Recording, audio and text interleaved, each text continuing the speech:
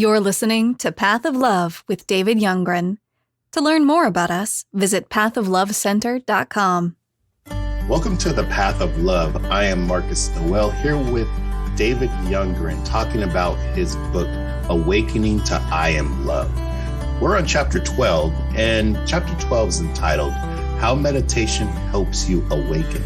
So let's talk with David. How are you doing today, David? Oh, it's beautiful outside. The world is, a wonderful place to live in, because especially the more you awaken to this reality that God is in all, and it just makes life and the world so much more beautiful. You must have just come out of a meditation. No, it's perfect. It sounds great. No, I didn't come out of meditation. I did it earlier today. And actually, I did the meditation because we have many different types of meditations. And you know that I put a lot of programs together over the years. Mm-hmm. But the one that I describe in this particular chapter, I haven't done this particular one for quite a long time. But today, since we were recording this, I did it again. And I'm saying, oh, this is good. I loved it. In the beginning of the book, chapter 12, you talked about basically meditation and how it worked for you. Can you describe a little bit about that?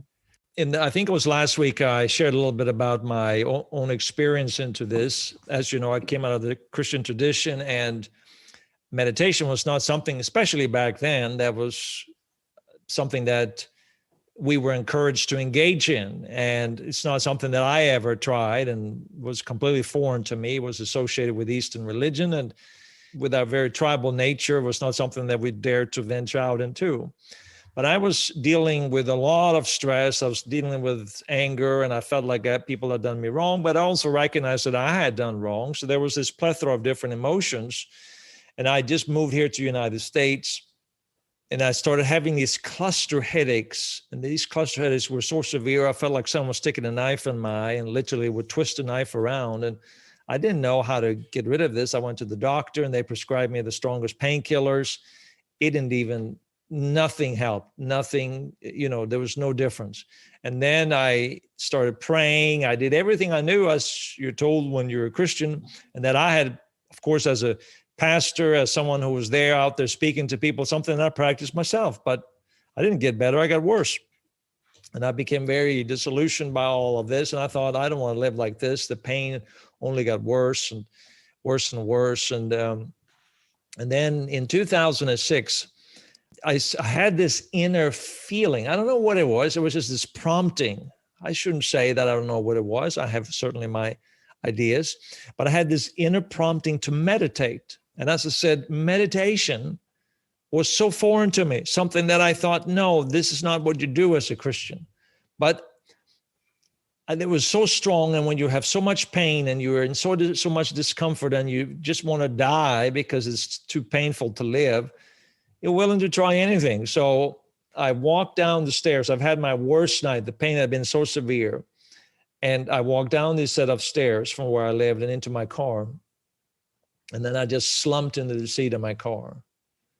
And I sat down, closed my eyes, didn't really know how to do it, and started reliving this, some of the images from the movie, The Passion of the Christ, and the love, to me, it represented the true essence of love, the unselfishness, the unconditional love, which is really the message of Jesus that in so many ways Christianity has lost, if we want to be honest, especially in certain corners here in the United States. We've lost that message. It becomes about morality, it becomes about our way of life, our tribe. It's become very tribal. But the message of Jesus is incredibly inclusive. It's very much about love and love for all people.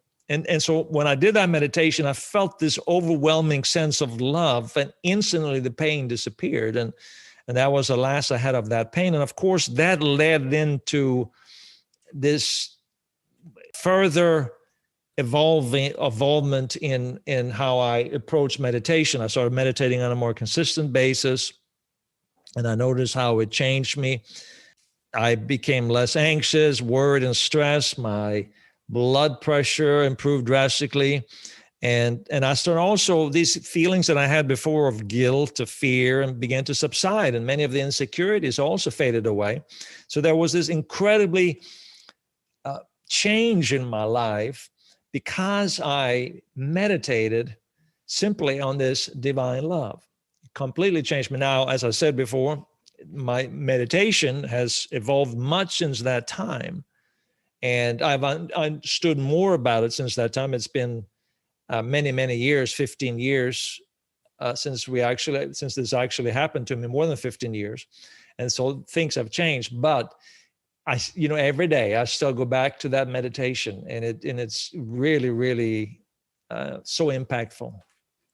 So it looks like obviously meditation has grown a lot more over the years for you, and a better realization, understanding on how to get to that point. Even then, you look like you introduced a 40-day meditation challenge called Amazing Life. Can you talk about that? That's something you did in 2012, correct? I released it in 2012, if I remember correctly. Amazing Life is actually a 40-day program that we put together that was about 5 to 7 or 8, even 10 minutes teaching per day. And then there was about 20 to 25 minute meditation on audio, both of them on audio. And then there was a journaling book that went along with it, that goes along with it. And so people would actually journal each day. And this went on for 40 days. And the goal was to help people experience a transformation, for people to awaken to that deepest and truest self, and for people to awaken to this unconditional love and allow that love now to transform their lives. So we're set up for that. It was specifically for my Christian friends. It was geared toward that crowd so that they will see and be able to understand what I consider the true message of Jesus, that in so many ways we have lost. As I said, it's this inclusive message of love and wholeness and peace and grace for all people, and real transformation of the heart.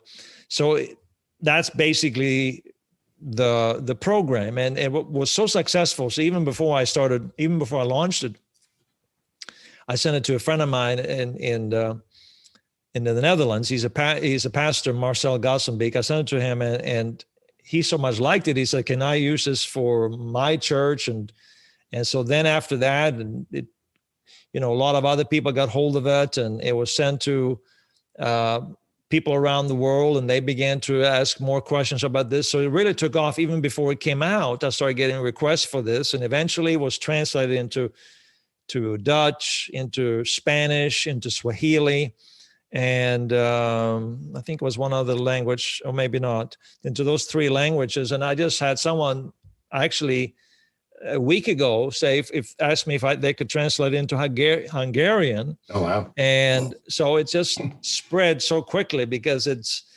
the results are there. The incredible results are there. People's lives are changed because of it. And it's not because this is some kind of magic program. It is because we're really helping people. We're guiding people toward having that awareness of the divine presence within them that permeates with love, that permeates with peace and grace. And that is very healing. That is very restorative. That is very unitive or unifying.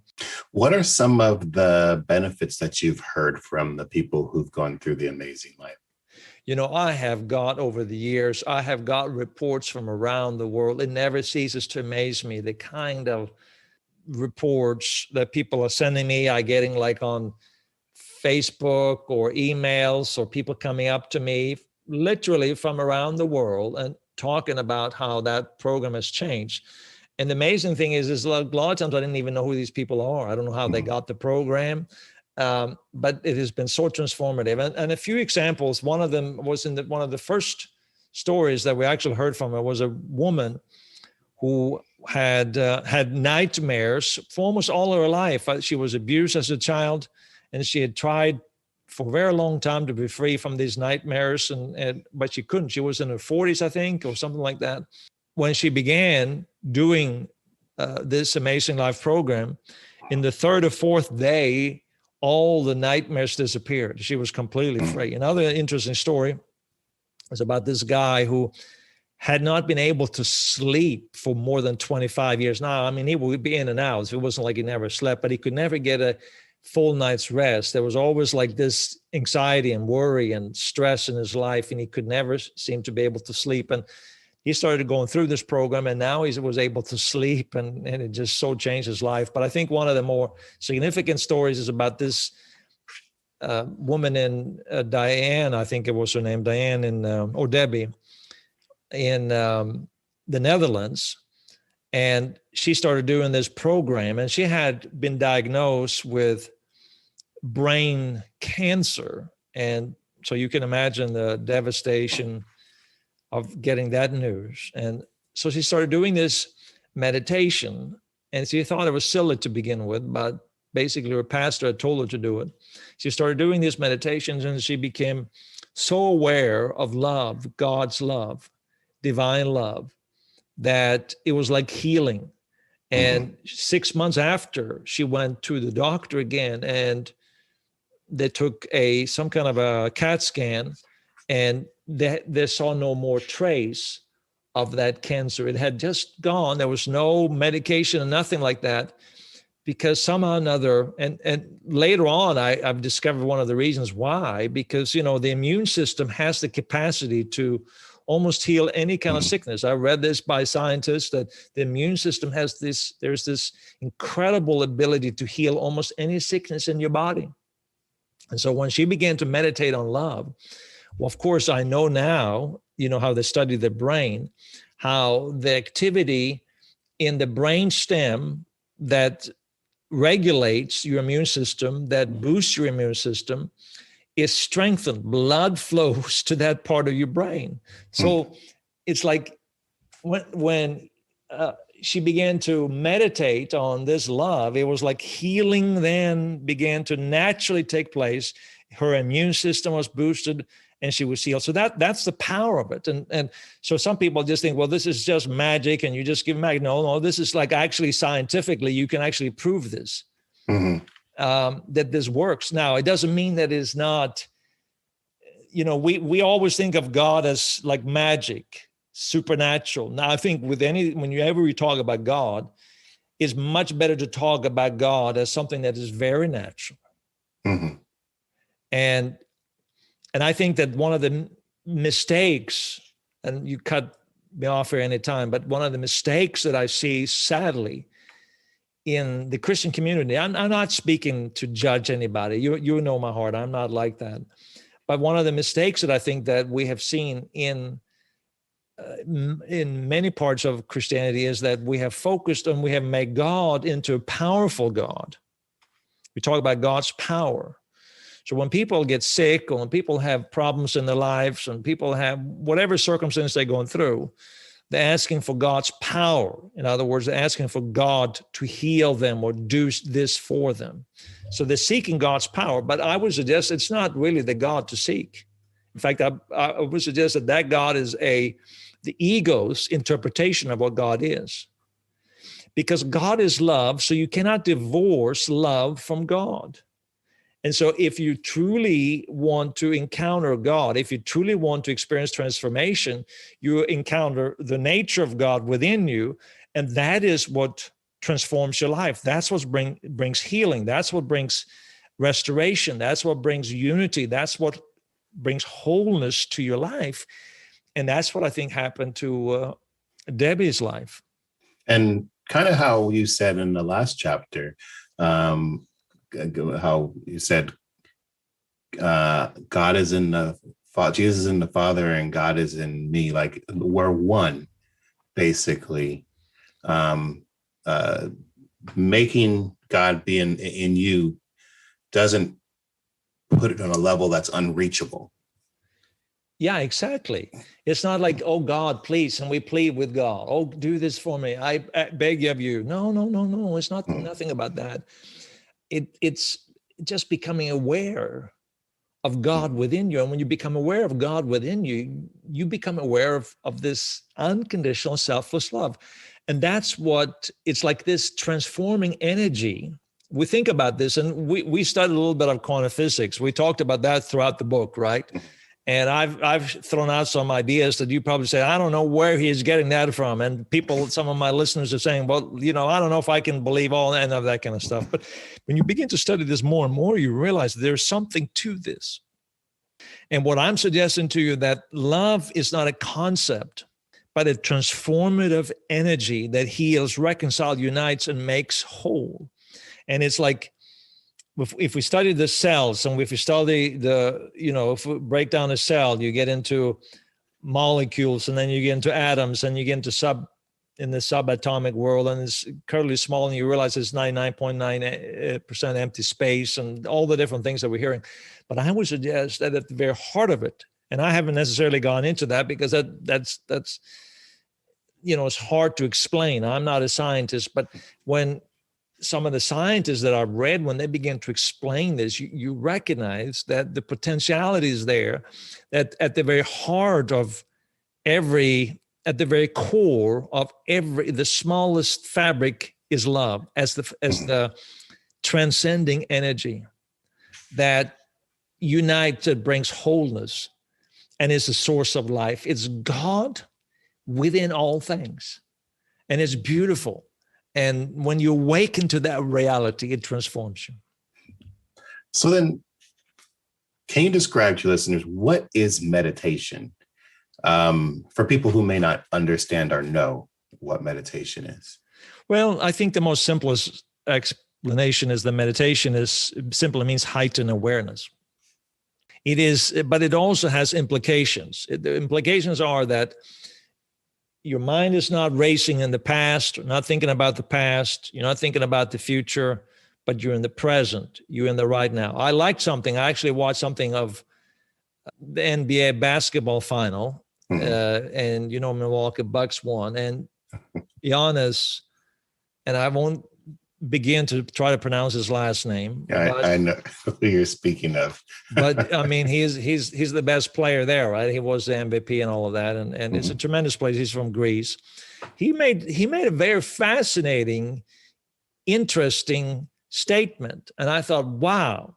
He said that, the way I play basketball, he said, is I'm always playing in the present. He said the ego keeps me in the past. Pride will like to think about the future. But he said, the reason I believe for my success is that I always stay present in the moment right now. And I thought, oh, wow, that's a good lesson right there, Giannis. I like it. Absolutely. So he must have figured something out. And I thought that was very, very true. But so what it means is heightened awareness. So it implies that you're present in the now. And of course, there are many different types of meditation. There's secular meditation and spiritual meditations, and we call them mindfulness or whatever you want to call it, which is not. It's like mind. It should not be called mindfulness, because it's not like your mind is full of stuff. It's the total opposite. You come to a place of just being purely aware. When you separate from the thinker, most of us identify with the thinker as who we are. But at the core, and we have had this discussion, you and I, Marcus, at the core, we are pure consciousness. When you were being held by your mother and your dad, when you were just a little baby, can you imagine those days? You kids will love listening to this. When you were a little baby and you were being cuddled by your parents, you just were aware. You were not identifying with thoughts. You simply existed. And the same, I mean, if you would have been born to the Queen of England, you wouldn't have known that you were royalty. You just were aware. You were present. So that's really what we're talking about. It's returning. It's like being born again, what Jesus said, being born again. It's coming back to that place of beginning, when you're just aware, when you're not focused and caught up with your thoughts. And I love the example you used from just right now to a mother and a child, a newborn, to either being born in a regular lifestyle or a royal lifestyle. You don't know until, something is placed on you in that way. You used the example of Snoop Dogg on the airplane. That was actually a funny situation. And on the book. Well, I almost felt like I didn't know whether the story fit or not. So I kind of thought, does this story really fit in here? Should I actually tell this story or not? But I really worked hard because I know people like all of us, we learn more through stories than we actually do in just by reading or trying to understand complex issues and thoughts. So I know you learn so much more. And so this was a way for me to possibly explain what meditation is. So I was on this flight from Europe to Los Angeles, and we're sitting up on, 747s. So I was sitting up on the upper deck, which is fairly small. The upper deck is fairly small. And so I was supposed to sit, I think, in row 2. And that's what I had booked my seat. And so then when I arrived at the airport, they said, well, would you be able to sit in row 6 or something like that instead? Because there's a group of people and we have that row available. So if there's a group of them that want to sit together. So I said, sure. So then, of course, I was intrigued to find out who these people were. And so they got on the plane, and it was like this big muscular guy, two these big muscular guys, like they looked like, I thought, are these football players? I mean, they're big. And then there was this like lanky, somewhat tall. He wasn't like extremely tall, but he looked like he was lanky. So he probably appeared to be taller than he actually was, but he was pretty tall. But I'm tall too, as you know. So maybe that's the reason why. So I'm thinking, I don't recognize them. I follow football, but I didn't recognize these guys. I said, I don't know who they are. Of course, you see people with helmets on anyhow when they play football. So you don't really know who they are. I said, no, I don't know if they're football players. But I was trying to think, well, who are they? So I sat there on the plane, and I noticed throughout, like a few times, this guy would walk past and back and forth, and this lanky guy. And then I saw the flight attendants. They were all over him, and they were like, I wanted his autograph. And I'm thinking, like, who is this guy? Why don't I recognize him? And so 20 minutes before I'm about to land, now you realize this is an 11-hour trip. So we've been sitting there together for 11 hours. He's a few rows ahead of me. And we've been there together. And it suddenly dawns on me, it's Snoop Dogg. That's who it is. It's Snoop Dogg. And so there goes my knowledge of popular culture. And, it took me that long to clue in. So then I was probably the first one off the plane, and he was one of the first few as well off the plane. So we were going through customs. And my son was sitting there waiting for me right by the door, by the exits. And when I got out from customs and all that, so I got into the car. So I said to him, you know what? I just saw Snoop Dogg. He was on my plane. And so my son says, oh, there he is. He just walked out and just stepped inside and sat down in the car in front of me. And so you say, what has this to do with meditation? Well, I was in the presence of Snoop Dogg.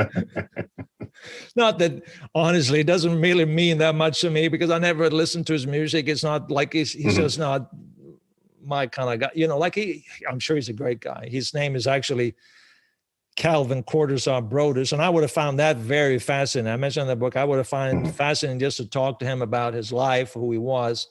But the music doesn't do anything for me, right?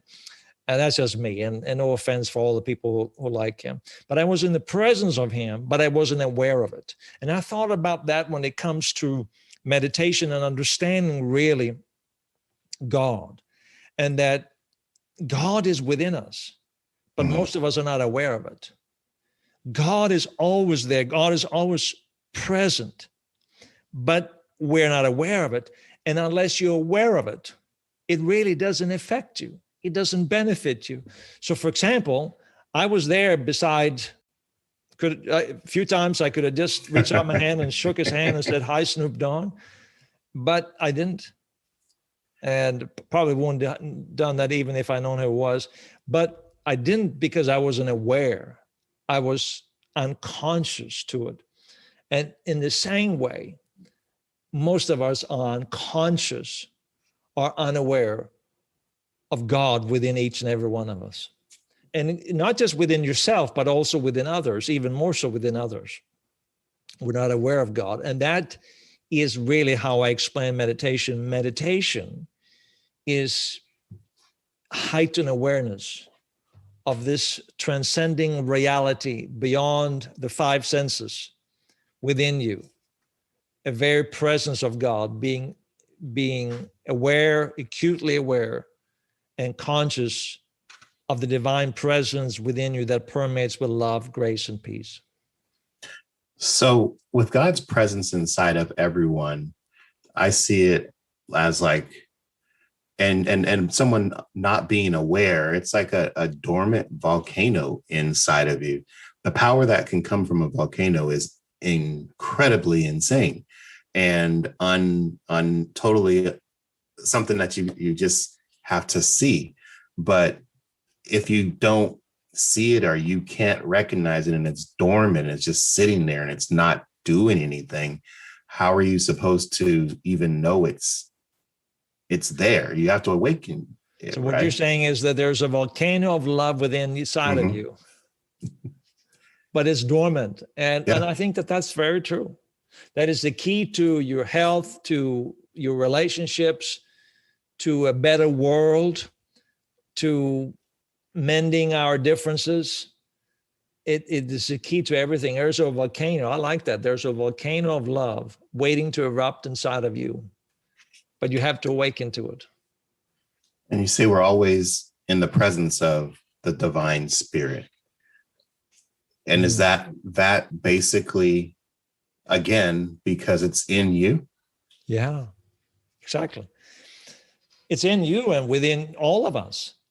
And that's a beautiful thing. And I'll get into this later on, but this is so beautiful.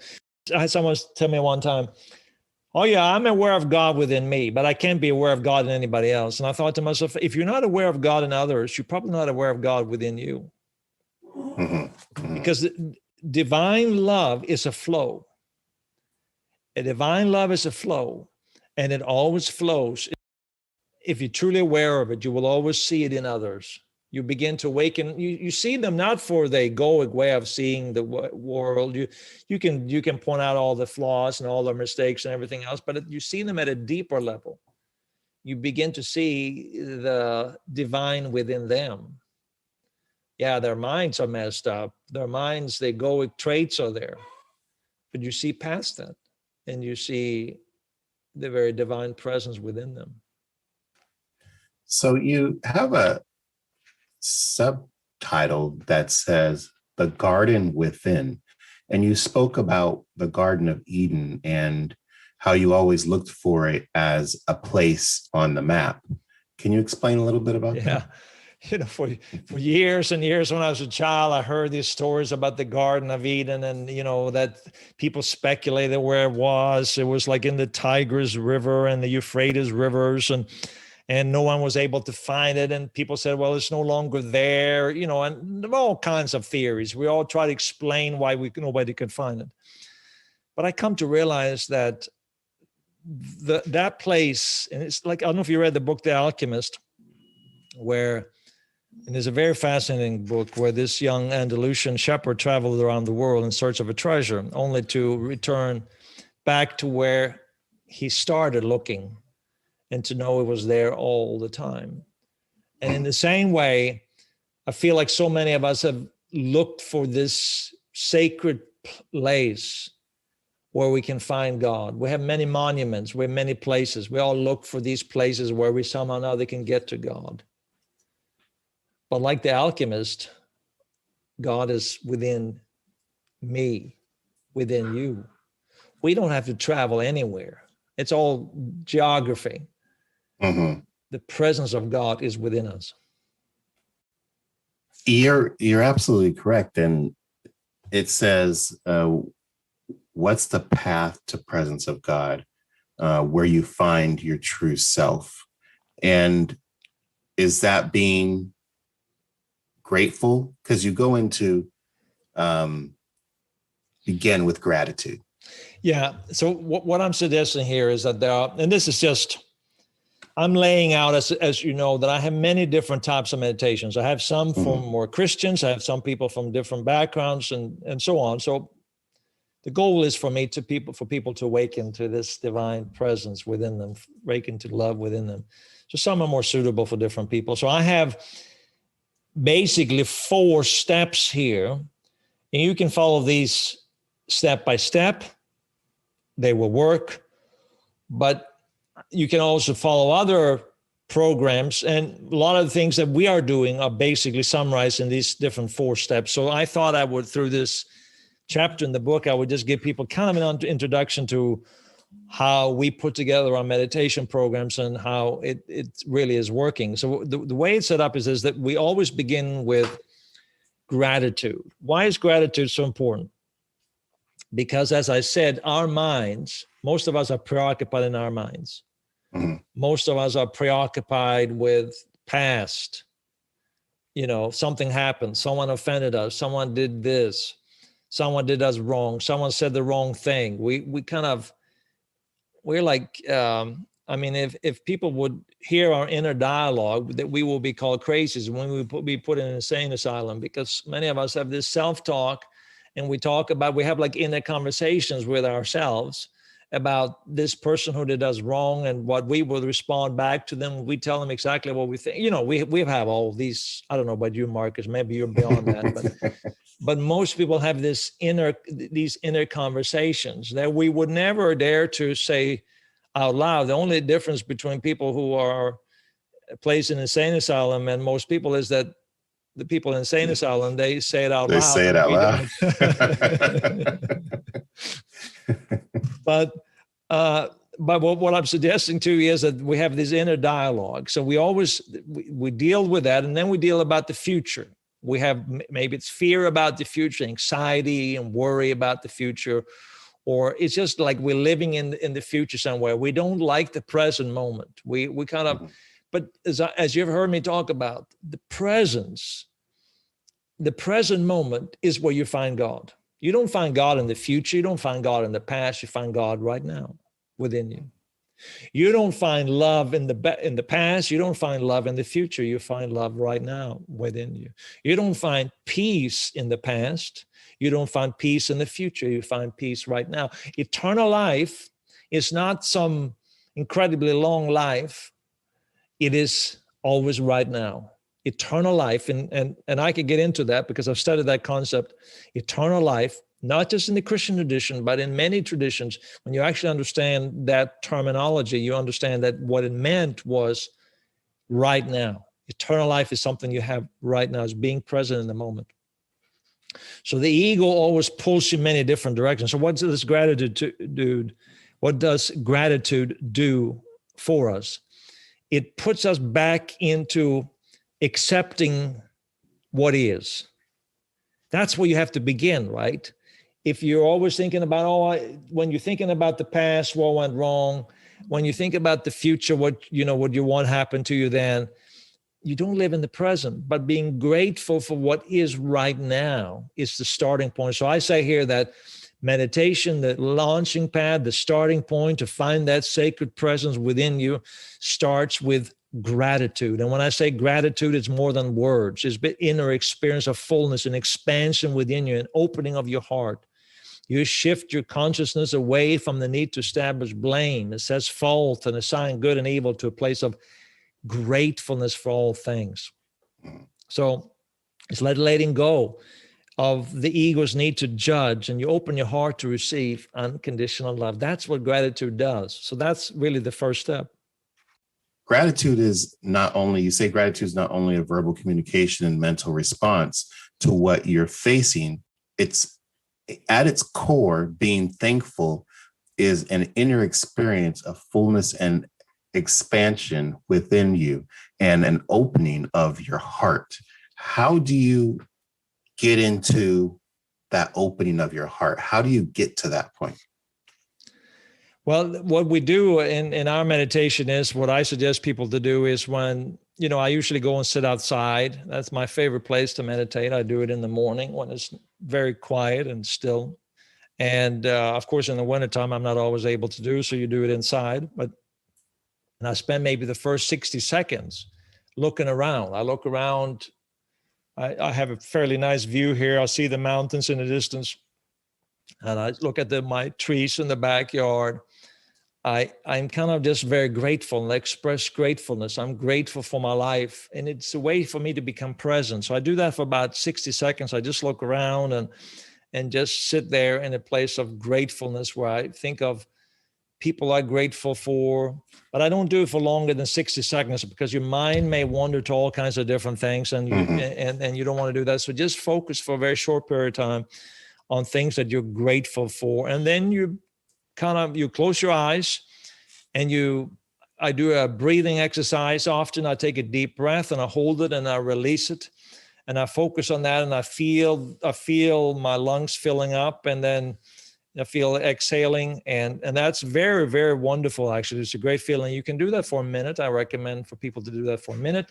I would also suggest that if people are listening to me right now and you say, well, is there some way for us to be guided through that? Well, we have the, of course, Amazing Life program. And we have a number of different programs, but you can also go online and just get a one-day experience of this. And it's completely free. And it's called Healing Stillness. And we encourage people to go and do that. You get it for free. You can go to pathoflovecenter.com or davidyoungren.com, and you'll be able to access it through there. And I encourage people to do that. And we actually follow not exactly this particular meditation, but we follow something that's very similar to it. Mm-hmm. So as you take the deep breaths and then you exhale, do you have music going on? Do you have something that is constantly keeping you in that relaxed state?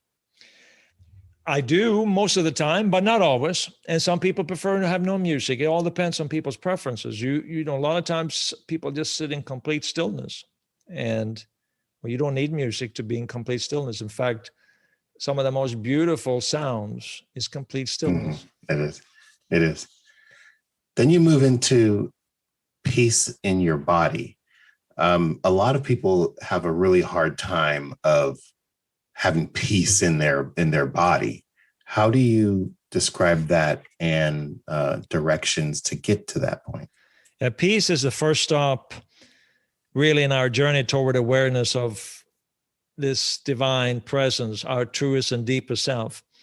You see, when your body's under stress, especially for extended period of time, your energy drains, your body begins to break down. You may have headaches, you may have chest pain, you may have muscle tension, you may have fatigue, you may have all kinds of sleep problems, stomach issues, and it can even affect your sex drive and all of those things.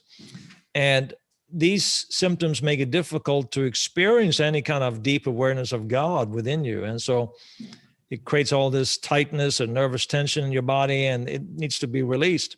So your body has to return to a state of peace and inner rest and harmony. So what we do is I help people focus on the word peace. Mm-hmm. And then with every breath you inhale, mentally observing peace flowing through your digestive system all the way down through your body and then back up again through your brain. So you basically do like a scanning of your body, like a body scan, where you just focus on the word peace. And as you breathe, you just focus on every part of your body. And when you just feel peace. So sometimes, for example, you may feel a lot of tension in a certain part of your body. Mm-hmm. And then you just focus on the word peace and you focus on that part of your body. When you do that for a while, you just begin to feel peace, like sometimes in your hands. It's amazing how many things you can feel in your hands if you sit down. You can feel tension. A lot of times it's just, I love just having that sensation in my hands and feeling that sensation, that aliveness in my hands. And then if you have tension, you just kind of release it. You breathe in peace and you exhale the tension and the stress. And so for me, coming from the Christian background, sometimes I focus on the words, and I think my Christian friends will more readily acceptable of this when they hear this. I think, Jesus said, peace, I'll leave you, the same peace that I have, I give to you. And he says, don't let your heart be troubled. And then he said something interesting after the resurrection. He looked at his disciples and he breathed on them. This is funny. He breathed on them, breath, right? He breathed, and then they breathed in, and he said, peace be with you, receive the Holy Spirit. Now, think of this. What is spirit? Spirit is consciousness, right? So when we talk about the Holy Spirit, what are we saying? We're talking about pure, unconditioned consciousness. So when we talk about being born again, when Jesus talked about being born again, it wasn't that you signed on the dotted line and joined the local church. No. It was, when we're talking about being born again, it was being born again by the Spirit, being born again to going back to that. In other words, it kind of says that you already were born, but now you're going to be born again, and you're going to be born again in spirit, in consciousness. So you're returning back, even though you have now a conditioned mind, you're returning back to that original point where you're just conscious. And that consciousness is pure. It's called the Holy Spirit. It's pure consciousness. It's God's consciousness. And that consciousness contains peace. It contains love. It contains joy. It contains all what we call the fruit of the Spirit. So it contains all these different things. So when you're meditating and you're focusing on peace, that's really what I'm suggesting, that you're going through this process where you come to a place of pure awareness, pure consciousness of the divine presence within you that permeates with love, grace, and peace.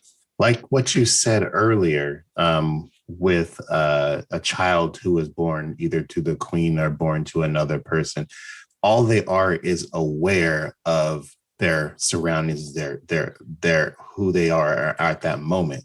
So in that resemblance to being born again, you are born basically to just being aware again. Is that kind of a resemblance to what you're saying? Yeah, it's being aware. It's coming to that point of awareness, but now, of course, you have a conditioned mind, but you're returning to that place of innocence. You return to that place where you realize that your consciousness is a gift of God. It's, in essence, is God within you. And you return to that point, a sense of pure, unfiltered, unconditioned consciousness awareness.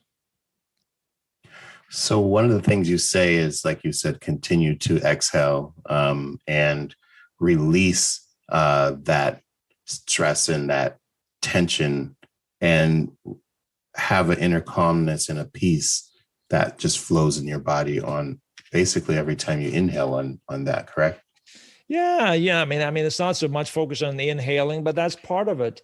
Kind of coming to a place of healing, stillness. It's very practical. A lot of times, and I think this has been one of my struggles with religion, we teach concepts, we teach thoughts, ideas, mental constructs. But how does this actually apply? When people really get this, they say, oh, this is incredibly practical. It's not complicated at all. It's not theory. It's actually a practice. The more you do it and you realize, oh, breath, when Jesus said, receive the Holy Spirit, he breathed on them. And he said, receive the Holy Spirit. Then the Holy Spirit means breath, pure breath. And that was in reference, as we've talked about before, was consciousness, that you're alive, the sense of aliveness. Well, that's really what it is. It's nothing more complicated than that. It's not some mystical thing that we're not even able to define. It's very simple. And that's what makes it. That's what makes it great. That's what makes it really good. Yeah. And I know you use the word practice a lot in here, and it seems like that's one of the key words to being able to be successful in having this, this really transform your life. You move on to grace for your heart and mind. Is that the next step in the practice? That's the next stop, as I said, toward that place of presence within you.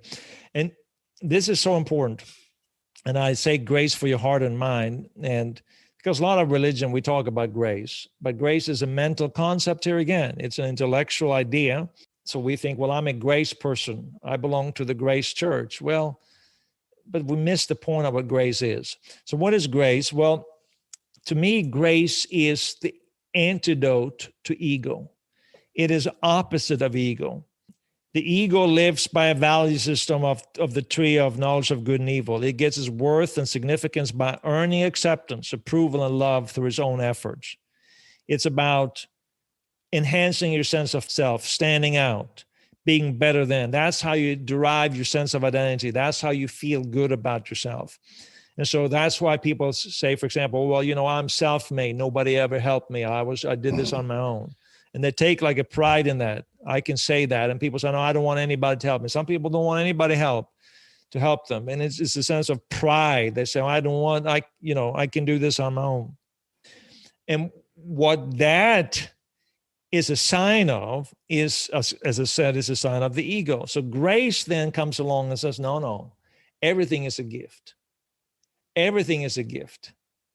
And it is, in other words, is a form of death of your ego. So when Jesus died, we talk about that. That's the point of grace. Religious Christian conversations are that grace was most personified on the cross. Well, why? Because it was a death of the ego. It was a death of me and mine and I and my own significance. It was a death so that now grace could restore and make whole. What I'm making the point here is that this grace, we have turned it into a belief system, but that's not what it is at all. It is a transformation of your subconscious, your heart. Remember how we talked about that in a couple of episodes ago? It is transforming the thoughts below your thoughts that are within you that controls and directs your life. So grace is a process of transformation when you begin to realize there's a death of the ego as the inner operating system of your life, where there's now complete dependence, where there's now complete acceptance of unconditional love, there where you live by this unconditional love. Now, grace is counter to every egoic instinct you have, because the essence of grace is unmerited favor. And as I said, what most people today see grace is not what they saw in the early Christians, what the early Christians saw, because I believe that the early Christians saw grace as something that would open their hearts, heal their hearts, heal that emotional part within them where their sense of self, that contains their sense of self, heal that part so that grace would become their new lifestyle, a new way of life.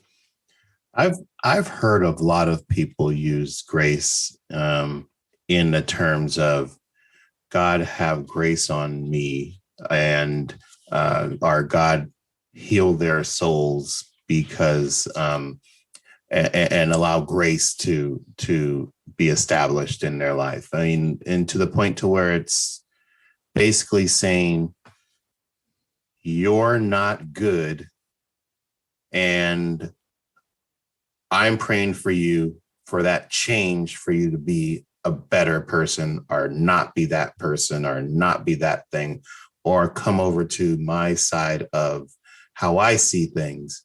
That's how I've seen people use that in prayers. So you see how much ego gets involved in that too, right there, and that what you just said there. It's interesting how much ego, when people say that, it's like I have the right doctrine. You got to come over to this. I just trust God's grace. And so it becomes like this sermonette that we have to now tell people, this is how you got to live, and you got to believe this way and fix your life that way. And becomes very tribal. It becomes like another religious idea and a concept in people's minds. But that's not the purpose of grace. Grace is to transform your subconscious. Mm-hmm. It's to transform your subconscious where you realize that everything you have in life is a gift. This body, this everything we have is in the mind. What's real, what is lasting is your spirit, your oneness with God. That's what's lasting.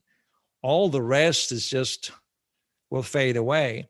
And the more we realize that, the less we'll become enamored with, I need to become rich. I need to become famous. I need to have, and then you have the religious people says, I need to have a ministry. I need to do this. I need to be I need to be significant. All these different needs that people have.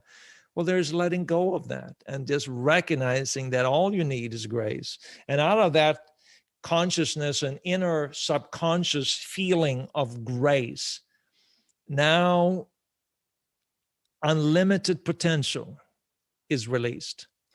But it no longer is for the benefit of your ego or your sense of self.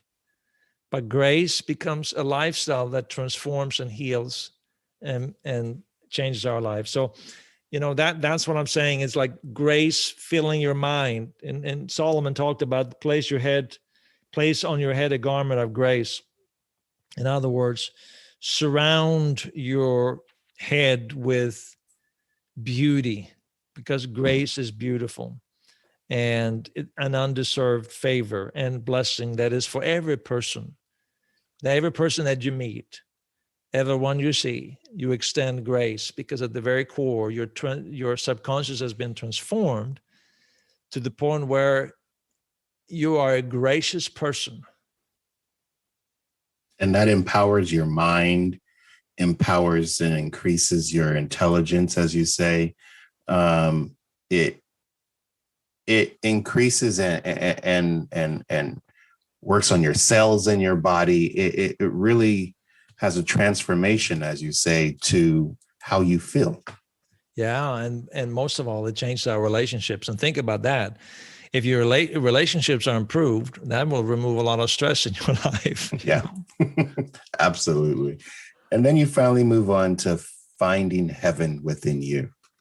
Can you elaborate a little bit on that? Finding heaven within you simply means being conscious of God, is being aware of unconditional love. And you can never divorce God from love.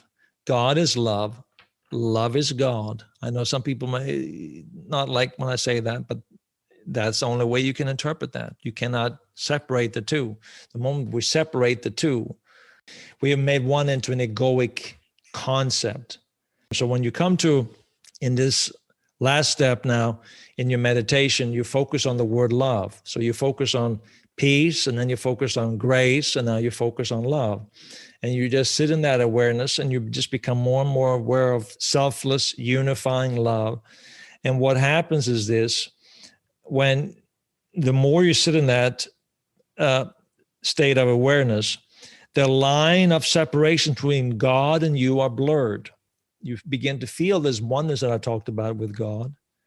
You feel this presence within you. You feel this love. That's all you feel. You feel love within you.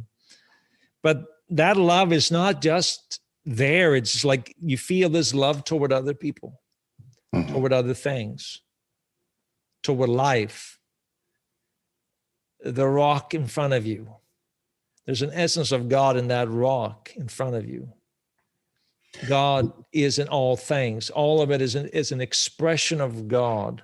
And you begin to feel it. You begin to have this love for all things.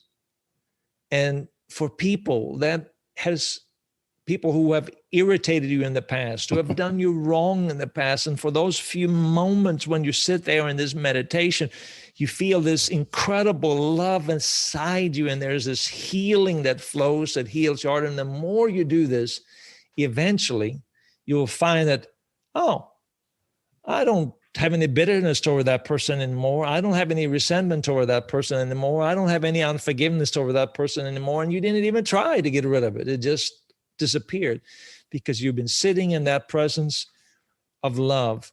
You're sitting in the presence of the Father. The Father is above all, through all, and in all, and that includes in you. And the Father is an expression of love. And I think we talked about this in the past. The word love and Father have only one letter difference in the Hebrew alphabet. And that letter is He, which means gaze at, behold, look, reveal. So love is essentially the Father revealed.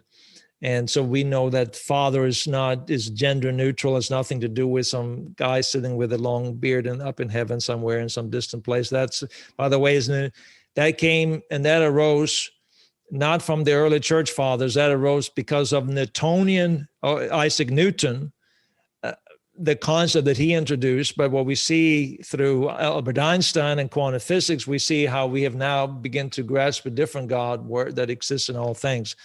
And it's very, very fascinating. Anyhow, I'm rambling on here, but I hope you're getting the point. I completely understand. And with all these steps that you have pointed out and given really good direction in this chapter. It seems like you said in the end, it says it leads to the egoic tendencies of judging, ranking, and putting others on the evil side of the spectrum will be replaced with compassion, forgiveness, and generosity. Yeah. I can't even, I forgot that I wrote that, but that's exactly right. That's good. I must say that's good. I like that. Not because I wrote it, but it's good because it's life-giving. Well, again, David, I would like to say thank you so much for this chapter and answering a lot of your listeners' questions on how meditation helps you awaken, and walking us through different steps to accomplish that awakening through meditation. And it's really hit home. And I want to go back and read this chapter again because I want to make sure that I can follow the steps in order to help me, but then, interpret it to something that works best for me as well. Yeah. No, I agree. And it's life-changing. And I'm personally a testament to that, but I know people around the world who have gone through this process and are doing this, are experiencing the same kind of transformation.